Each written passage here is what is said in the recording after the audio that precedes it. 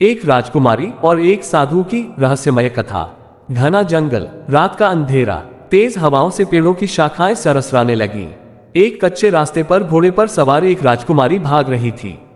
उसकी आंखों में डर और उलझन थी। पीछे से आती आवाजें, पकड़ो। वो भाग न पाए। वह रास्ता जंगल के उस हिस्से में जाता था जहां कोई नहीं जाता था। वहां एक उजाड़ मंदिर था जिसे लोग शापित मानते थे। राजकुमारी किसी तरह मंदिर के अंदर पहुंची। अंदर अंधेरा था, बस एक दीपक टिमटिमा रहा था। तभी एक गहरी आवाज गूंजी, तुम्हें बचाने वाला अब कोई नहीं है। अतीत की परछाइयां। राजकुमारी का नाम सौम्या था। उसका विवाह एक शक्तिशाली राजा से होने वाला था, लेकिन उसे बार बार सपनों में एक अजनबी दिखता। वह एक साधु था जिसके गले में रुद्राक्ष की माला थी।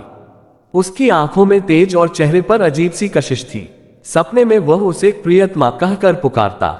सौम्या को लगता कि वह कोई भ्रम है, लेकिन जब विवाह का दिन नजदीक आया तो अचानक महल में अजीब घटनाएं होने लगी। एक रात उसने आईने में अपने पीछे उसी साधु को देखा। वह मुड़ा और बोला, तुम मुझे भूल गई, पर मैं तुम्हें नहीं भूल पाया। तुम्हारा विवाह किसी और से नहीं हो सकता। सौम्या चीख पड़ी, लेकिन जब उसने पलट कर देखा तो वहां कोई नहीं था। रहस्य का पर्दा उठता है। विवाह से एक रात पहले एक बूढ़ी दासी ने सौम्या को बुलाया। उसने कहा, रानी साहिबा, ये साधारण बात नहीं, ये साधु कोई और नहीं, तुम्हारे पिछले जन्म का प्रेमी है। पिछले जन्म में तुम एक तांत्रिक की प्रेमिका थी, लेकिन तुम्हारा विवाह किसी और से करवा दिया गया था। जब उस तांत्रिक ने तुम्हें रोकने की कोशिश की तो राजा ने उसे मार डाला। मरने से पहले उसने शपथ ली थी कि वह हर जन्म में तुम्हें पाने के लिए लौटेगा। सौम्या अवाक रह गई। टकराव और सच्चाई। अब वह उसी साधु के सामने थी। उसने अपनी शक्तियों से सौम्या को उसकी पिछली यादें दिखाईं। सौम्या को सब याद आ गया, वह प्रेम, वह दर्द और वह वादा। मैं तुम्हें वापस लाने आया हूं, साधु ने कहा। पर तभी मंदिर के द्वार पर सैनिकों की आवाज आई। राजा के लोग वहां आ चुके थे। साधु ने अपनी सिद्धियों से पूरा मंदिर हिला दिया। राजा के सैनिक घबरा गए, लेकिन तभी सौम्या ने एक निर्णय लिया, मैं तुम्हारे साथ चलूंगी। जैसे ही सौम्या ने साधु का हाथ पकड़ा, अचानक पूरा मंदिर तेज रोशनी से भर गया। एक जोर की आवाज हुई और मंदिर ध्वस्त हो गया।